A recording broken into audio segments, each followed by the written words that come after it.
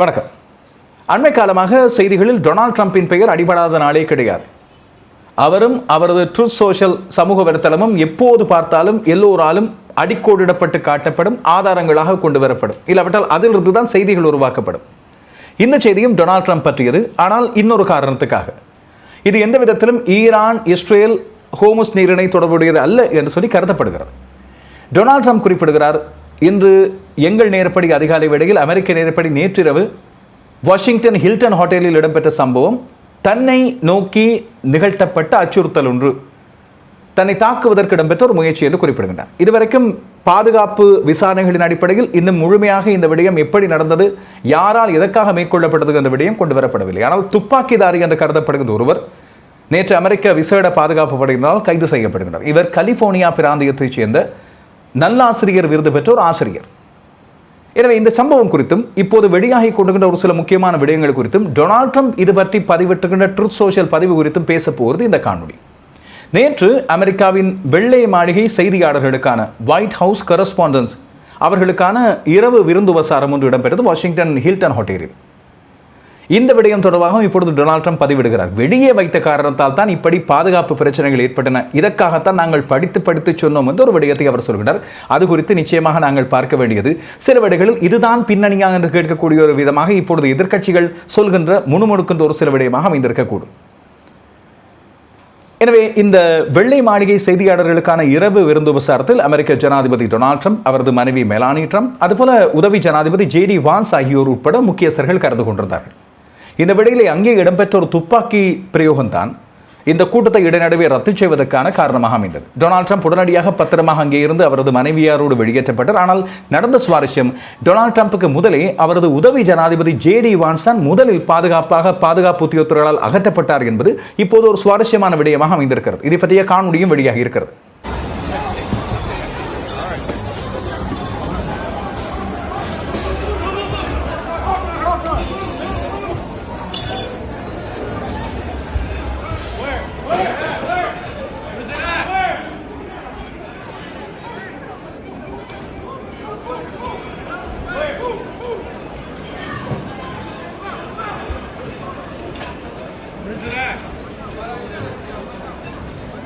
இந்த துப்பாக்கிச்சூடு சம்பவம் விருந்துபசாரம் இடம்பெற்ற வாஷிங்டன் ஹில்டன் ஹோட்டலில் அந்த குறித்த அறையில் இடம்பெறவில்லை என்று சொல்லப்படுகிறது. வெளியே தான் இடம்பெற்றிருக்கிறது. 5 முதல் 8 துப்பாக்கி பிரயோக சத்தங்கள் கேட்டதாக அங்கே கலந்து கொண்ட புகைப்பட கலைஞர் ஒருவர் தெரிவிக்கிறார். ஆனால் இப்போது அந்த துப்பாக்கிதாரி கைது செய்யப்பட்டு அவரிடமிருந்து பல்வேறு விடயங்கள் விசாரிக்கப்பட்டு வருவதாக சொல்லப்படுகிறது. இன்னமும் அவர் என்ன காரணத்தால் இந்த துப்பாக்கி பிரயோகத்தை மேற்கொள்ள எத்தனைத்தார், இல்லாவிட்டால் டொனால்ட் ட்ரம்ப் தான் அவரது குறியா என்பது குறித்த விடயங்கள் வெளிவரவில்லை. டொனால்ட் ட்ரம்ப் சொல்கிறார், தன்னை நோக்கித்தான் இந்த குறி வைக்கப்பட்டது.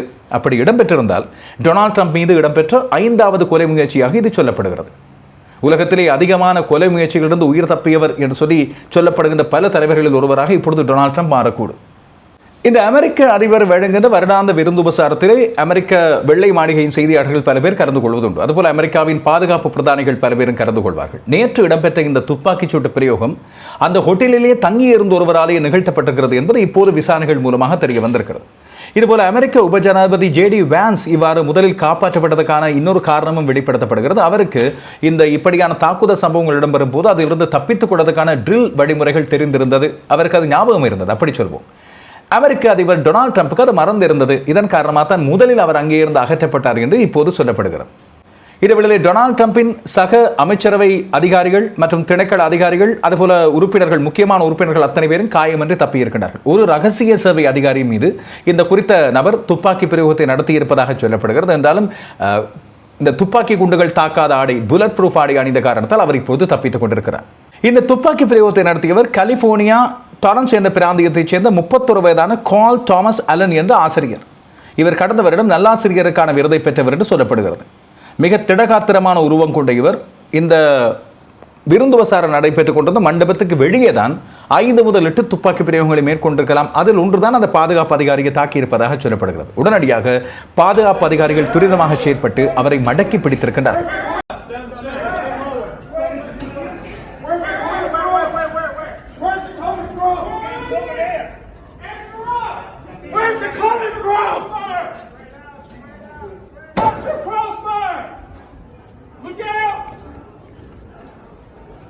Bro, somebody go.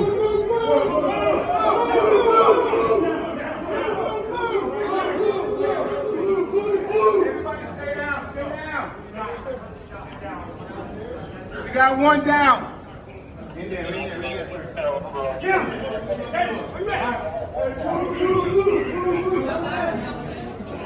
What the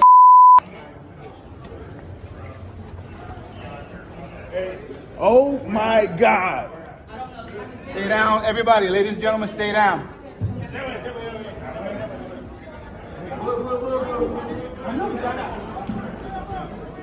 Where's that at? Inside. He's not inside. இப்போது பிரதி சட்டமா அதிபர் டோட் பிளான்ச் இது குறித்து தெரிவிக்கும் போது இந்த விடயம் குறித்து தங்களால் உடனடியாக சட்ட நடவடிக்கை எடுக்கப்படும், அவர் மீது வழக்கு தாக்கல் செய்யப்படும் என்று சொல்லியிருக்கிறார். ஆனால் இதுவரைக்கும் இது டொனால்ட் ட்ரம்ப் மீது வைக்கப்பட்ட குறிதானா என்பது குறித்து அவர் உறுதிப்படுத்தி இருக்கவில்லை. அமெரிக்க ஜனாதிபதி டொனால்ட் ட்ரம்ப் மீது இதற்கு முதல் பல்வேறு தாக்குதல் சம்பவங்கள் இடம்பெற்றிருக்கின்றன. இளவற்றல் தாக்குதல் முயற்சிகள் நடைபெற்றிருக்கின்றன. 2021 ஆண்டு முதல் தடவை 2024 ஆண்டு ஜூலை மாதம் பென்சில்வேனியாவில் இடம்பெற்ற ஒரு பிரசார கூட்டத்தின் போது அவர் மீது தாக்குதல் முயற்சி ஒன்று இடம்பெற்றது. இதிலே அமெரிக்க ஜனாதிபதி காயமுற்றிருந்தார் என்பது இங்கே கவனிக்கக்கூடிய ஒன்று. இப்போதைய அமெரிக்க ஜனாதிபதி இதே வேளையிலே அவர் உடனடியாக அங்கே இருந்து பாதுகாப்பாக காப்பாற்றப்பட்டு சென்றிருந்தார். இது எங்களில் பல பேருக்கு ஞாபகம் இருக்கக்கூடிய ஒன்று. செப்டம்பர் மாதம் 2024 ஆண்டு வெஸ்ட் பாம் ஸ்பிரிங்ஸ் என்று சொல்லக்கூடிய இன்னொரு இடத்தில், அது புளோரிடாவில் அமைந்திருக்கிறது, அங்கே வைத்து ட்ரம்ப் மீது 2வது தாக்குதல் முயற்சி ஒன்று மேற்கொள்ளப்பட்டது. அதிலும் அவர் காப்பாற்றப்பட்டிருந்தார். ரகசிய பாதுகாப்பு அதிகாரிகளால் அவர் காப்பாற்றப்பட்டிருந்தார். இந்த வேளையிலே சந்தேக நபராக 58 வயதான ராயன் வெஸ்லி ரவுத் என்பவர் அடையாளம் காணப்பட்டிருக்கிறார். அதற்கு பிறகு வழக்கு தாக்கல் செய்யப்பட்டு இப்பொழுது ரவுத் வாழ்நாள் சிறையடைக்கப்பட்டிருக்கிறார் என்பது கவனிக்கக்கூடியது.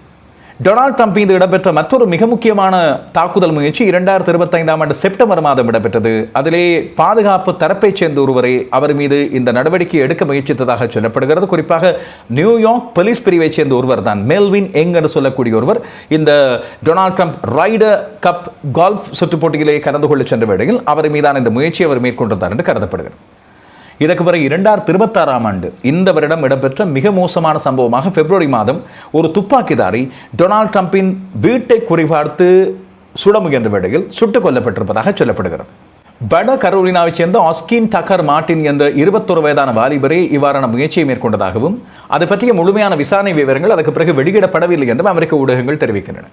எனவே நேற்று இடம்பெற்ற சம்பவம் குறித்து பின்னர் செய்தியாளர்களும் டொனால்ட் ட்ரம்ப் மிகச் சிரித்த முகத்தோடு புன்னகையோடு அவர் பேசியிருந்தார். அப்போது செய்தியாளர் ஒருவர் எழுப்பிய கேள்விக்கு பதிலளிக்கும் போது தான் தாக்குதலின் இலக்காக இருக்கலாம் என்று அவர் இங்கே குறிப்பிடுகிறார்.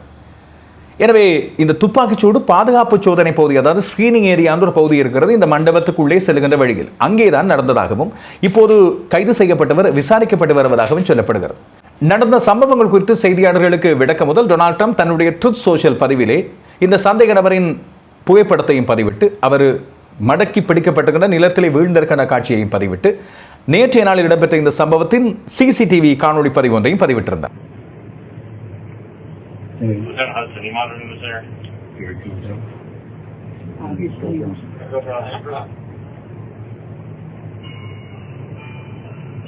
Shall I post it as soon as he passed down that? 18. Go for இப்போதைக்கு இந்த சந்தேக நபர் மீது ஆயுதத்தை பொது இடத்திலே பயன்படுத்தினார் என்ற அடிப்படையிலே வழக்கு பதிவு செய்யப்பட்டிருக்கிறது. அதுபோல சற்று முன்னர் கிடைத்த தகவலாக கலிபோர்னியாவில் உள்ள இந்த குறித்த சந்தேக நபரது வீட்டை போலீசார் மற்றும் FBI உளவு பிரிவினர் ஆகியோர் சுற்றி வளைத்து தேடுதல் நடவடிக்கையை மேற்கொண்டு வருவதாகவும் அந்த பகுதி முற்றாக முற்றுகையிடப்பட்டிருப்பதாகவும் தெரிவிக்கப்படுகிறது.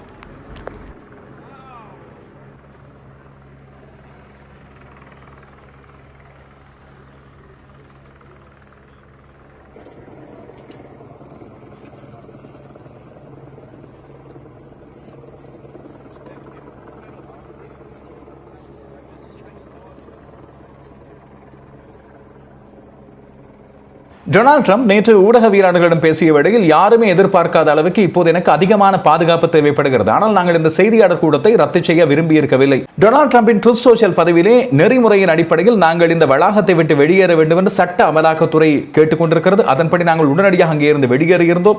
இன்னும் 30 நிமிடங்களில் வெள்ளை மாளிகையின் பத்திரிகையாளர் சந்திப்பு அறையிலிருந்து நான் ஒரு பத்திரிகையாளர் சந்திப்பை நடத்தவிருக்கிறேன். முதல் பெண்மணி, துணை ஜனாதிபதி மற்றும் அனைத்து அமைச்சரவை உறுப்பினர்களும் நல்ல உடல்நிலையில் இருக்கின்றார்கள். இன்னும் அரை மணி நேரத்தில் நாங்கள் உங்களோடு பேசுவோம். இந்த நிகழ்வுக்கு பொறுப்பான அனைத்து பிரதிநிதிகளுடனும் நான் பேசியுள்ளேன். மேலும் 30 நாட்களுக்குள் இதை நாங்கள் மறுதிட்டமிடுவோம் என்று மீண்டும் இந்த விருந்துபசாரம் இடம்பெறும் என்பதை அவர் குறிப்பிட்டிருந்தார். இதேவேளை டொனால்ட் ட்ரம்ப் அண்மை காலமாக தொடர்ச்சியாக வலியுறுத்தி வந்த ஒரு சில விடயங்களும் இதில் உள்ளடங்கி இருப்பதாக சொல்லப்படுகிறது. டொனால்ட் ட்ரம்ப் வெள்ளை மாளிகையையும் அதனை சூழ உள்ள பிரதேசங்கள், அமெரிக்காவின் தலைநகரம் ஆகியவற்றை அழகுபடுத்த தான் நிதியை கோரி இந்த பட்ஜெட்டில் வரவு செலவு திட்டத்தில் விடயங்களை கோருகிறார். இதற்கான ஒரு சில எதிர்ப்புகளும் இருந்த வேளையில் இப்பொழுது டொனால்ட் ட்ரம்ப் இந்த விடயம் குறித்து அமெரிக்க வெள்ளை மாளிகையில் அமைக்கப்படக்கூடிய பால் ரூம், ஒரு மண்டபம், விருந்துபசார மண்டபம் ஒன்று குறித்து அண்மை காலமாக பேசி வந்திருந்தார்.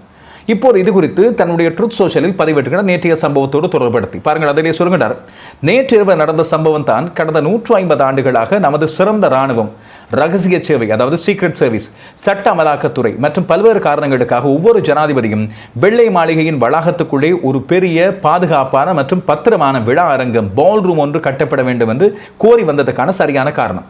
தற்போது வெள்ளை மாளிகையில் கட்டுமான பணியில் உள்ள இராணுவ ரீதியாக மிகவும் ரகசியமான விழா அரங்கம் இருந்திருந்தால் இந்த சம்பவம் ஒருபோது நடந்திருக்காது. இதனை எவ்வளவு விரைவாக கட்ட முடியுமோ அவ்வளவு விரைவாக கட்ட வேண்டும். இப்போது அந்த கட்டுமான பணிகள் இடம்பெற்று வருகின்றன. ஏற்கனவே டொனால்ட் ட்ரம்ப் ஒரு அலங்கார வளைவு ஒன்று, வெற்றி வளைவாக ட்ரம்பன் வளைவு என்று சொல்லி அந்த வளைவை கட்டியிருப்பது பற்றியும், அதுபோல இன்னும் பல அலங்கார வேலைகளை அவர்கள் செய்து வருவது பற்றியும், இத்தனை காலமும் குறிப்பாக அவர் அடிக்கடி சொல்கின்ற பரக் ஹுசைன் ஒபாமா என்று சொல்லி அவர் சொல்கின்ற ஒபாமா, அந்த ஒபாமாவினால் கட்டி முடிக்கப்படாத, சீர்திருத்தப்படாத பல்வேறு கட்டடங்களை அவர் தான் இப்போது உருவாக்கி அதை அழகு முறையில் பேணி வருவதாக சொல்லி வருகின்ற வேளையில் தான் இதை பற்றி குறிப்பிடுகிறார். எனவே இந்த ரகசியமான விழா அரங்கம் இருந்திருந்தால் இப்படியான சம்பவம் ஒன்று இடம்பெற்றிருக்காரு. காரணம், உலகத்திலே மிக பாதுகாப்பான இடம் தன்னுடைய வெள்ளை மாளிகை என்று குறிப்பிடுகிறார். பாருங்கள், அவர் சொல்கிறார், இந்த விழா அரங்கம் அழகாக இருப்பதோடு மட்டுமல்லாமல் இது மிக உயர்ந்த பாதுகாப்பு அம்சங்களையும் கொண்டுள்ளது. மேலும் இதற்கு மேல் பாதுகாப்பற்ற மக்கள் புகுவதற்கேற்ற வகையில் அறைகள் எதுவும் இல்லை. மேலும் இது உலகின் மிகவும் பாதுகாப்பான கட்டடமான வெள்ளை மாளிகையின் வாயில்களுக்குள் உள்ளது. இது அந்த புதிதாக அமைக்கப்படுகின்ற விழா அரங்கம், பால் ரூம்.